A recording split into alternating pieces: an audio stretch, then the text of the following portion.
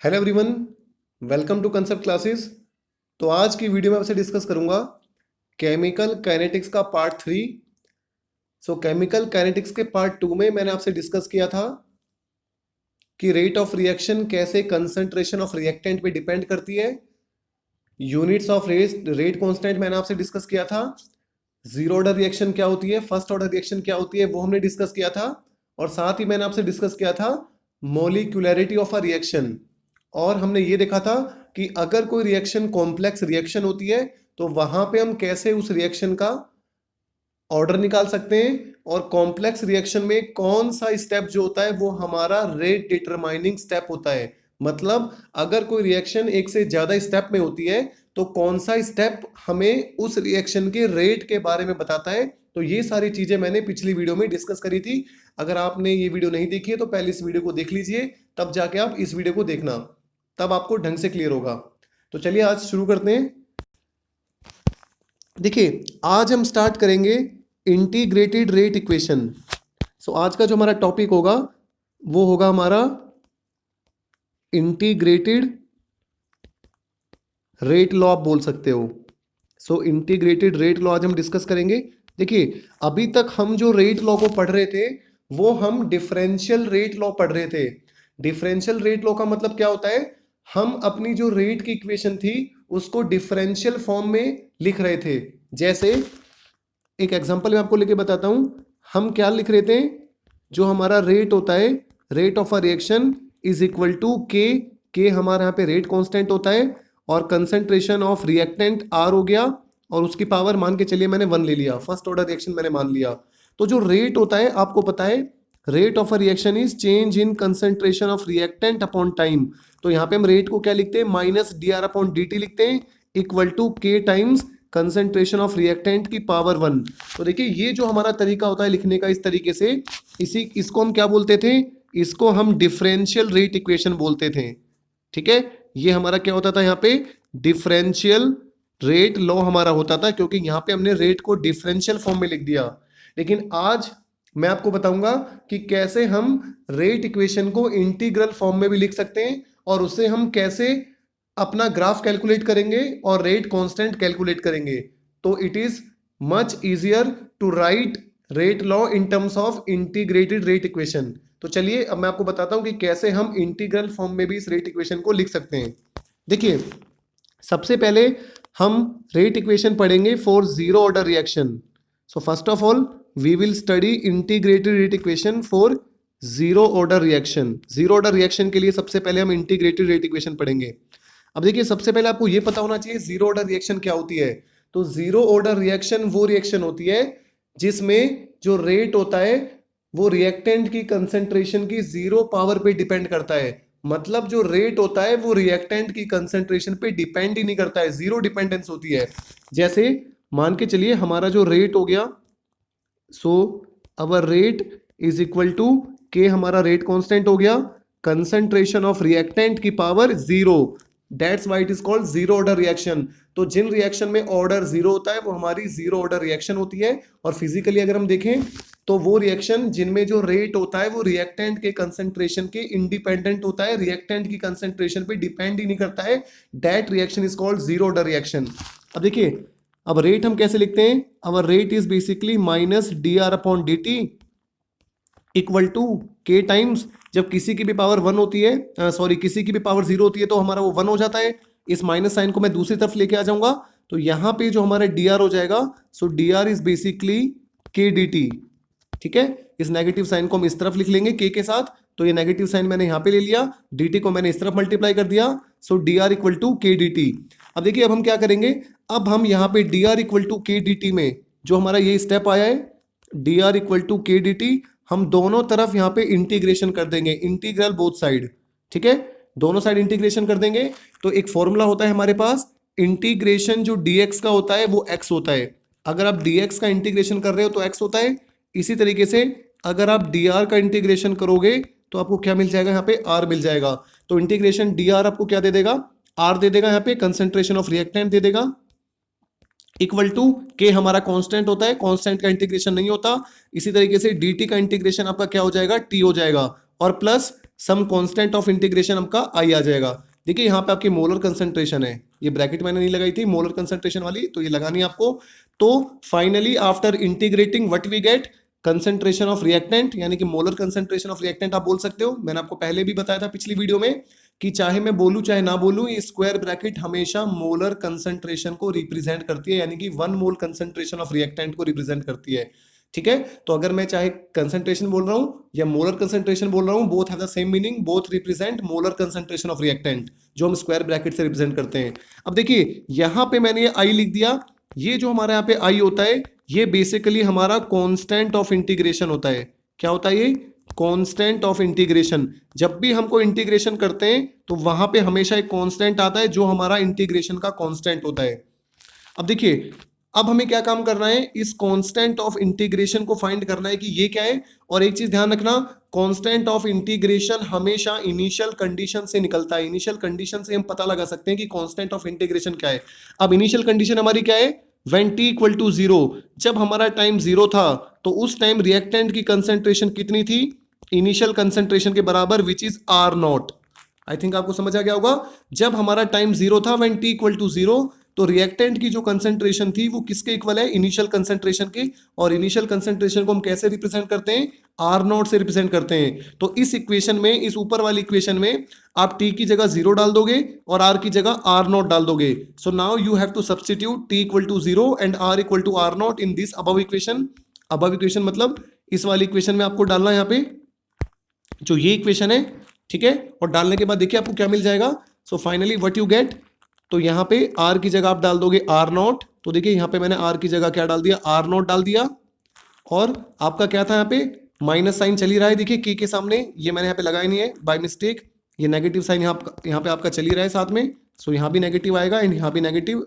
ठीक है, तो आर नॉट इक्वल टू, अब देखिए जब आप t को 0 डाल दोगे तो ये माइनस के टी वाली टर्म 0 हो जाएगी और क्या बचेगा आपका? यहाँ पे i बचेगा। तो कांस्टेंट ऑफ इंटीग्रेशन की वैल्यू क्या आ गई आपकी? आर नॉट आ गई। ठीक है, सो कांस्टेंट ऑफ इंटीग्रेशन ने कैसे फाइंड किया? इनिशियल कंडीशन से फाइंड आउट किया है। तो i की वैल्यू आप आई नॉट कहां डाल दोगे? इस इक्वेशन में डाल दोगे। So finally what you get, you get r equal to minus k t plus R naught. तो फाइनली आपको ये इक्वेशन मिल जाएगी। ठीक है, सो फर्स्ट ऑर्डर रिएक्शन की ये इक्वेशन है। और यहां से आप k की वैल्यू भी निकाल सकते हो। कैसे निकाल सकते हो? देखिए r, ये यहाँ पे प्लस का आर नॉट है, यहाँ जाके क्या हो जाएगा? माइनस का आर नॉट हो जाएगा। और ये t मल्टीप्लाई में यहाँ जाके डिवाइड में हो जाएगा। ये माइनस साइन k के साथ है, मैं इसको यहाँ लिख सकता हूँ और इक्वल टू आपका k बच जाएगा। और फाइनली ये माइनस क्या कर देगा? इसको प्लस कर देगा। ठीक है, ये माइनस और ये माइनस दोनों मिलके प्लस हो जाएंगे। तो मैं यहाँ पे साइन भी यूज कर सकता हूँ। तो देखिए फाइनली आपका जो रिजल्ट होगा वो क्या आ जाएगा? यहाँ पे आपका आ जाएगा R naught minus R divide by t equal to k. तो यहां से आपका रेट कांस्टेंट निकल जाएगा विच इज के। तो फॉर जीरो ऑर्डर रिएक्शन के लिए आप यहां से रेट कांस्टेंट यानी के की वैल्यू निकाल सकते हो। कैसे निकालोगे? Initial concentration of reactant minus concentration of reactant at any T time divide by T time. ठीक है, तो ऐसे करके आप यहाँ पे रेट कांस्टेंट निकाल सकते हो। अब देखिए एक इंपॉर्टेंट चीज है जो आपको यहाँ पे समझनी है। अगर मैं इस ऊपर वाली इक्वेशन को, अगर मैं इस इक्वेशन को स्ट्रेट लाइन इक्वेशन से कंपेयर करता हूं, देखिए हमारी स्ट्रेट लाइन इक्वेशन क्या होती है? y equal to m x plus c, this is our equation of straight line. तो ये हमारी स्ट्रेट लाइन की इक्वेशन होती है। अब ये y equal to m x plus c क्या बताता है? देखिए मान के चलिए मैंने यहाँ पे कोई ग्राफ है, यहाँ पे कोई मैं ग्राफ प्लॉट कर रहा हूँ। किसका ग्राफ प्लॉट करना है मुझे? मुझे यहाँ पे ग्राफ प्लॉट करना है y equal to m x plus c, इस स्ट्रेट लाइन ग्राफ प्लॉट मेरे को करना है। तो देखिए y मतलब ये मेरी y एक्सिस हो गई, x मतलब ये मेरी x एक्सिस हो गई। यहाँ पे m हमारा जो होता है m, ये हमारा m क्या होता है? This is slope. तो ये यहाँ पे हमारा क्या होता है? स्लोप होता है। ठीक है, और c हमारा क्या होता है? ये जो हमारा यहाँ पे c होता है ये हमारा यहाँ पे इंटरसेप्ट होता है। c is basically intercept. Intercept का मतलब ये कि हमारा ग्राफ कहाँ से शुरू हो रहा है। अगर हमारा c 0 हो जाता है, इंटरसेप्ट 0 हो जाता है, तो ग्राफ हमारा ओरिजिन से शुरू होगा। अगर हमारा c की कुछ वैल्यू होती है, मान के चलिए c की वैल्यू कुछ इनिशियल कुछ वैल्यू है, तो ग्राफ वहां से शुरू होगा। तो ये जो बेसिकली हमारा होता है c, तो मान के चलिए ये हमारा यहाँ पे मैंने c लिख दिया, तो ये हमारा c इंटरसेप्ट होता है। इंटरसेप्ट मतलब हमारी जो, सॉरी यहाँ पे मैंने एक्सिस को गलत लिख दिया था, ये हमारी यहाँ पे एक्स एक्सिस होती है और ये हमारी यहाँ पे वाई एक्सिस होती है, ठीक है। तो ये वाई हो गई, एक्स एक्सिस हो गई। और जब हमारा ग्राफ ओरिजिन से शुरू होता है तो वहां पे हमारा इंटरसेप्ट होता है जो सी होता है, उसकी वैल्यू 0 हो जाती है। और जब हमारा ग्राफ किसी दूसरे पॉइंट से शुरू होता है, मतलब इनिशियली जब x इक्वल टू 0 है, तब हमारी यहाँ पे y की कुछ वैल्यू होती है, तो उसे हम इंटरसेप्ट बोलते हैं। तो इंटरसेप्ट मतलब इनिशियली हमारा ग्राफ कुछ ना कुछ कहीं से शुरू हो रहा है, मतलब स्टार्टिंग में हमारी कोई ना कोई वैल्यू है। और अगर हमारा स्लोप नेगेटिव होता है, मान के चलिए अगर मेरा स्लोप जो मेरी स्ट्रेट लाइन इक्वेशन है y equal to m x plus c, यहाँ पे जो मेरा m है स्लोप, अगर मेरा वो नेगेटिव होता है तो इसका मतलब यहाँ पे ग्राफ आपका इस तरीके से बनेगा ऊपर से नीचे की तरफ। अगर आपका स्लोप m पॉजिटिव होता है तो आपका ग्राफ नीचे से ऊपर की तरफ बनेगा। तो अगर स्लोप नेगेटिव है तो ग्राफ नीचे की तरफ बनेगा, स्लोप पॉजिटिव है तो ग्राफ ऊपर की तरफ बनेगा। और अगर आपका c 0 है तो ग्राफ ओरिजिन से बनेगा, लेकिन अगर आपका c कुछ ना कुछ पॉजिटिव है तो ग्राफ आपका कहीं ना कहीं y एक्सिस से बनेगा। इट डिपेंड्स आपका c कितना है, ठीक है। इस तरीके से हम स्ट्रेट लाइन का ग्राफ बनाते हैं। तो देखिए हमारी जो इक्वेशन थी वो क्या थी, r equal to minus k t plus R naught. तो मैं इस इक्वेशन का ग्राफ आपको बना के दिखाता हूं। तो देखिए हमारी जो इक्वेशन थी वो क्या थी, r equal to R naught, sorry r equal to k t minus का के टी और प्लस आर नॉट, ये यहां पे हमारी इक्वेशन थी। इस इक्वेशन को आप कंपेयर कर सकते हो स्ट्रेट लाइन इक्वेशन से, which is y equal to m x plus c. तो अब आप देखिए, अब मैं ग्राफ बना के दिखाता हूं आपको। सबसे पहले देखिए y एक्सिस, तो y पे क्या है आपका r है, तो ये हमारी y एक्सिस होती है। तो y एक्सिस पे आपको क्या बनाना है, यहाँ पे y एक्सिस पे आपको r बनाना है।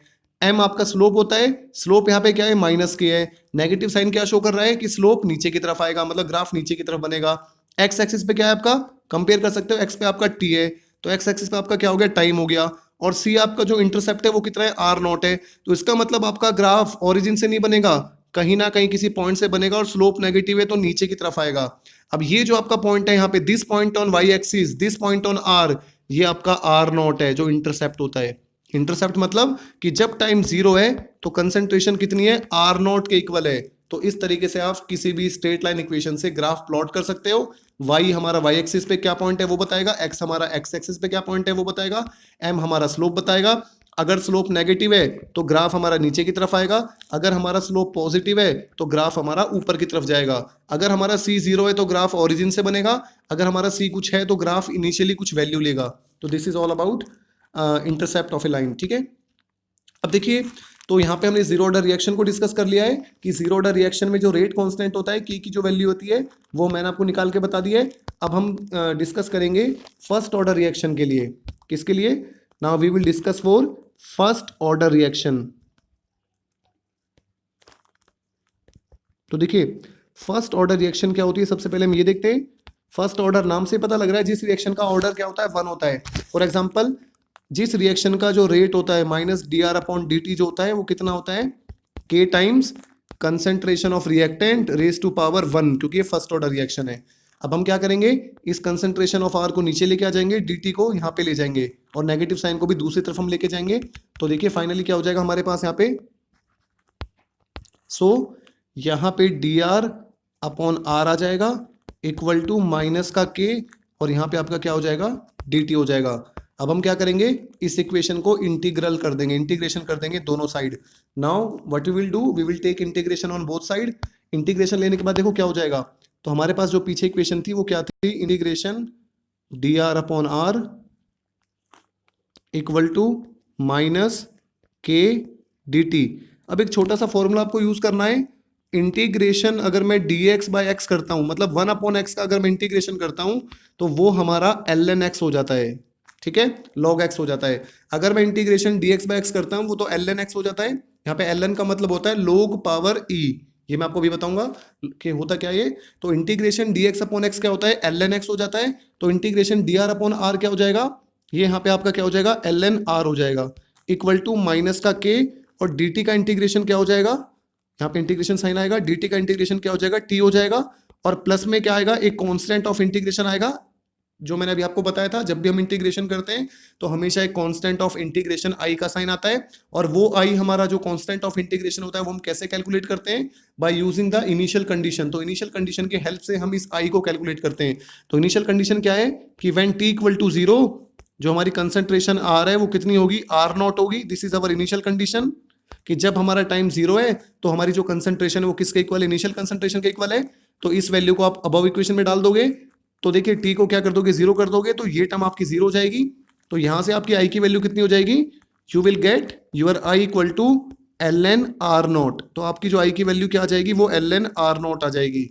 समझ आया आपको, आर को आर नोट डाल दोगे, टी को 0 डाल दोगे, तो इस इक्वेशन में जब आप इनिशियल कंडीशन को पुट करोगे तो आपका आई क्या आ जाएगा, एल एन आर नोट आ जाएगा। और फाइनली आपको क्या मिल जाएगा इक्वेशन, जब आप आई की वैल्यू को दोबारा वहां सब्स्टिट्यूट करोगे, so finally what you get, you will get l n R equal to minus का के टी और plus l n R naught. आपको देखो ये मिल जाएगा यहाँ पे।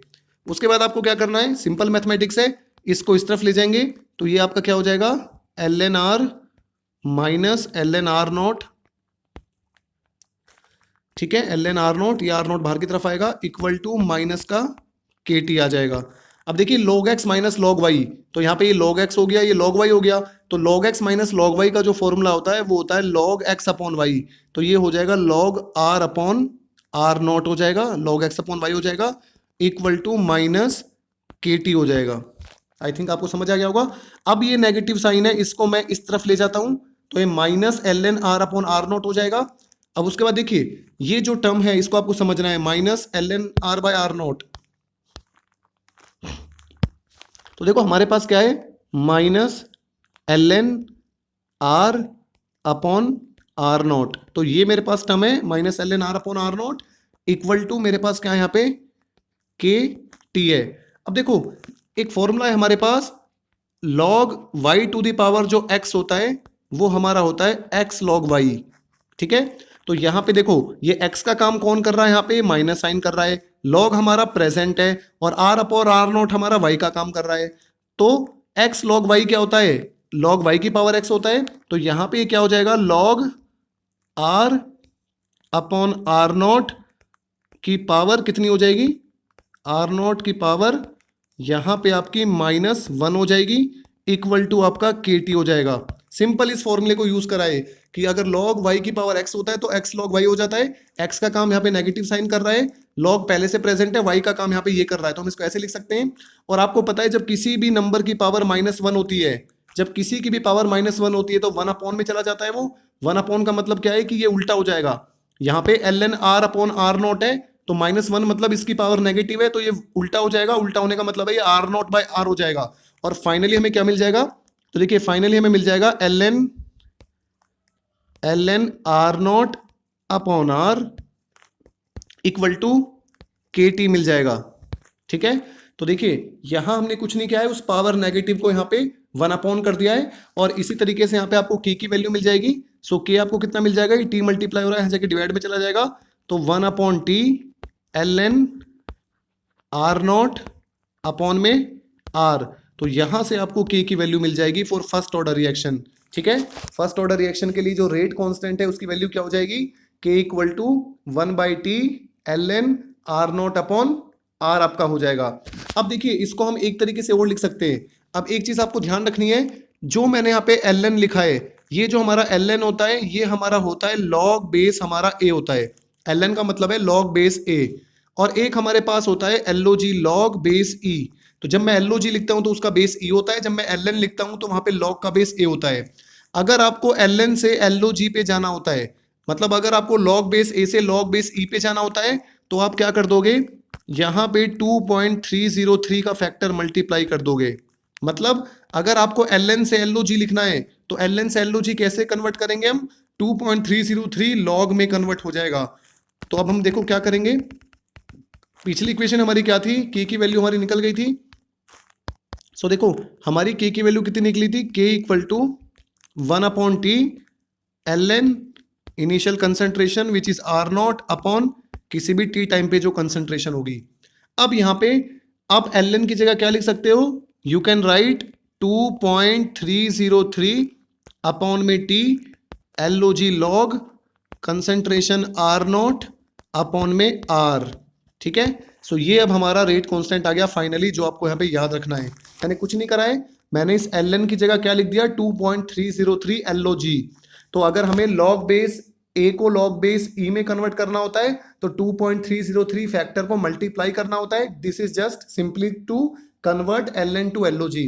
तो अब ये आपका जो के की वैल्यू निकली है, के हमारा क्या बताता है, रेट कांस्टेंट बताता है। किसके लिए बताता है, फर्स्ट ऑर्डर रिएक्शन के लिए। तो फर्स्ट ऑर्डर रिएक्शन के लिए जो हमारा रेट कांस्टेंट हो गया वो कितना हो गया, 2.303 upon T LOG log R0 upon R, यहाँ पे log बेस ई है हमारा ये, ठीक है। अब देखिए जो हमारी मेन इक्वेशन थी, जो हमारी इक्वेशन क्या थी, ln R equal to minus का KT प्लस ln R0। अब ये इक्वेशन थी हमारे पास, आप सभी जानते हो। इस इक्वेशन से अब देखो यहां पे इस इक्वेशन को भी हम स्ट्रेट लाइन से कंपेयर कर सकते हैं। ये हमारा y हो गया इक्वल टू ये हमारा mx हो गया, और ये हमारा क्या हो गया यहाँ पे c हो गया, y equal to mx plus c। Straight line equation से कंपेयर कर सकते हैं। अब इसका ग्राफ देखो कैसा बनेगा, y एक्सिस पे क्या है, ln R है, तो ये मेरी यहाँ पे y एक्सिस है, तो इस y एक्सिस पर मैं क्या लिख दूंगा यहाँ पे, so on the y axis I have ln R। तो y एक्सिस पे मेरे पास है यहाँ पे ln R। x एक्सिस पे देखो क्या है, x एक्सिस पे हमारे पास टाइम है, तो x एक्सिस पे मेरा क्या हो गया, टाइम हो गया। जो इसका स्लोप है वो क्या है, माइनस के, नेगेटिव साइन मतलब स्लोप हमारा ऊपर से नीचे आएगा, ठीक है। और यहाँ पे इंटरसेप्ट कितना है, ln R0। इंटरसेप्ट मतलब कि जब टाइम 0 है तो y एक्सिस पे कितनी वैल्यू है, तो दिस इज अवर इंटरसेप्ट। तो इंटरसेप्ट हमारा कितना है यहाँ पे, ये जो पॉइंट है हमारा इंटरसेप्ट को दिखा रहा है, और यहाँ पे आप लिख सकते हो इंटरसेप्ट कितना हो गया, लॉग हमारा R0 हो गया, ये इंटरसेप्ट हो गया। तो ग्राफ कैसे बनेगा, ग्राफ ऊपर से नीचे की तरफ बनेगा। So this is basically our intercept. तो ये हमारा इंटरसेप्ट हो गया ln R0, और x एक्सिस पे टाइम हो गया, y एक्सिस पे ln R हो गया, और स्लोप हमारा नेगेटिव है, नेगेटिव मतलब ऊपर से नीचे ग्राफ आएगा। कंसंट्रेशन हमारी लगातार कम हो रही है टाइम के साथ। देखिए ऊपर से नीचे का आने का मतलब क्या है, स्लोप नेगेटिव का मतलब क्या है कि इनिशियल कंसंट्रेशन ज्यादा थी, जैसे जैसे टाइम बढ़ रहा है वैसे वैसे कंसंट्रेशन रिएक्टेंट की कम होती जा रही है। सिंपली हमें नेगेटिव स्लोप ये बताता है, और स्लोप की वैल्यू कितनी है, के है। तो इस ग्राफ का जो स्लोप है, तो देखिए यहाँ पे आपका जो स्लोप है वो आपका क्या आएगा, यहाँ पे basically your slope is here minus k, आपका स्लोप यहाँ पे माइनस के है, ये जो आपकी स्लोप की वैल्यू है। तो फर्स्ट ऑर्डर रिएक्शन के लिए हमने रेट कांस्टेंट के निकाल लिया, और हमने ग्राफ उसका बना लिया।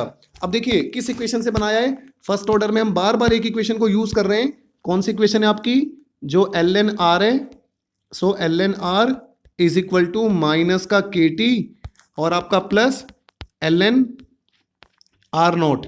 देखिए इस इक्वेशन का हम यूज करके बार बार ये जो ग्राफ हम प्लॉट कर रहे हैं, तो इसी इक्वेशन का मेन यूज हमें करना है। अच्छा, हमारा जो रेट कांस्टेंट निकला था के, वो कितना निकला था, के इक्वल टू 1/T, और आपका 2.303 का फैक्टर था, तो के इक्वल टू 2.303 अपॉन में टी LOG log, जिसका बेस ई होता है, concentration of reactant R0 upon क्या आ जाएगा आपका, यहाँ पे R आ जाएगा।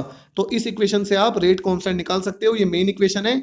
अगर मान के चलिए किसी न्यूमेरिकल में आपको T1 टाइम पे कंसंट्रेशन R1 दे दी, T2 टाइम पे कंसंट्रेशन R2 दे दी, तो वहां पे आप रेट कांस्टेंट कैसे निकालोगे। तो इसी इक्वेशन को देखो मैं मॉडिफाई कर रहा हूं, इस इक्वेशन को now I am going to modifying this particular equation. तो ये जो आपकी इक्वेशन है, इसी इक्वेशन को मॉडिफाई करके हम कैसे लिख सकते हैं, तो देखिए के इक्वल टू, तो यहां पे मैं लिख सकता हूं जो हमारा के है, सो के इक्वल टू 2.303, तो के हमारा कितना हो गया, 2.303 हो गया, अपॉन में अब आप टी की जगह क्या लिख दोगे, T2 माइनस T1 लिख दोगे, T2 माइनस T1 लिख दोगे, और आपका फिर क्या आ जाएगा, लॉग आ जाएगा इनिशियल। तो हमारी इनिशियल कंसंट्रेशन क्या है, R1, मतलब T1 टाइम पे कंसंट्रेशन R1 है, और T2 टाइम पे कंसंट्रेशन कितनी है, R2। तो इस तरीके से आप रेट कांस्टेंट निकालोगे फॉर फर्स्ट ऑर्डर रिएक्शन। अगर T1 टाइम पे कंसंट्रेशन R1 है, T2 टाइम पे कंसंट्रेशन R2 है, तो रेट कांस्टेंट कैसे निकलेगा, rate constant can be evaluated by using this formula, ठीक है। तो न्यूमेरिकल में जब भी आपको के निकालना होगा, और आपको बोल रखा होगा क्वेश्चन में कि T1 टाइम पे रिएक्टेंट की कंसंट्रेशन R1 है, T2 टाइम पे रिएक्टेंट की कंसंट्रेशन R2 है, तो उस टाइम जब आपको के की वैल्यू निकालनी है, you have to use this formula. T1 पे R1 है, T2 पे R2 है। लेकिन अगर आपको कोई क्वेश्चन दिया हुआ है कि इनिशियल कंसंट्रेशन R0 गिवन है, किसी भी T टाइम पे कंसंट्रेशन गिवन है, तो वहां पे आप इस फॉर्मूले को यूज करोगे, दिस पर्टिकुलर फॉर्मूला। क्योंकि यहाँ पे आपको T1 T2 टाइम नहीं दे रखा, यहाँ पे आपको इनिशियल कंसंट्रेशन दे रखी है, और सीधी सी बात है इनिशियल कंसंट्रेशन का मतलब है टाइम 0 है, और आपको किसी भी T टाइम पे कंसंट्रेशन दे रखी है, तो यहाँ पे आप सीधा टाइम डाल दोगे, ठीक है, और आप यहाँ पे कंसंट्रेशन डाल दोगे, इनिशियल और फाइनल कंसंट्रेशन, आपकी के की वैल्यू निकल जाएगी। आपको बस लॉग कैलकुलेट करना है, और लॉग कैलकुलेट करना आपको आता ही होगा। नहीं आता तो किसी दिन मैं किसी वीडियो में आपको बता दूंगा कैसे हम लोग को कैलकुलेट करते हैं। तो आज की वीडियो में मैंने आपसे डिस्कस किया है जीरो ऑर्डर रिएक्शन क्या होती है, फर्स्ट ऑर्डर रिएक्शन क्या होती है, उनका इंटीग्रेटेड रेट इक्वेशन क्या होता है, और कैसे हम रेट कांस्टेंट निकाल सकते हैं, और स्ट्रेट लाइन इक्वेशन से कंपेयर करके हम ग्राफ प्लॉट कर सकते हैं, and with the help of graph हम ग्राफ की मदद से भी रेट कांस्टेंट निकाल सकते हैं। देखिए इन ग्राफ को प्लॉट करने का क्या फायदा है, जैसे मैं आपको दिखा सकता हूं। First order zero order reaction के लिए इस टाइप का ग्राफ बन रहा है आपका, जो मैंने आपको बना के भी दिखाया था। आपका एक्स एक्सिस पे टाइम है, वाई एक्सिस पे यहाँ पे आपकी क्या है, वाई एक्सिस पे कंसंट्रेशन ऑफ रिएक्टेंट है। तो इस ग्राफ से हम अगर मैं इस ग्राफ का स्लोप निकाल लेता हूं, ठीक है, अगर मैं इस ग्राफ का स्लोप निकाल लेता हूं तो इसका स्लोप क्या है, माइनस ऑफ के है। तो उस स्लोप से मुझे यहाँ पे रेट कांस्टेंट पता लग जाएगा। मतलब the advantage of this graph is that we can find rate constant of a reaction, whether it is a zero order reaction or first order reaction.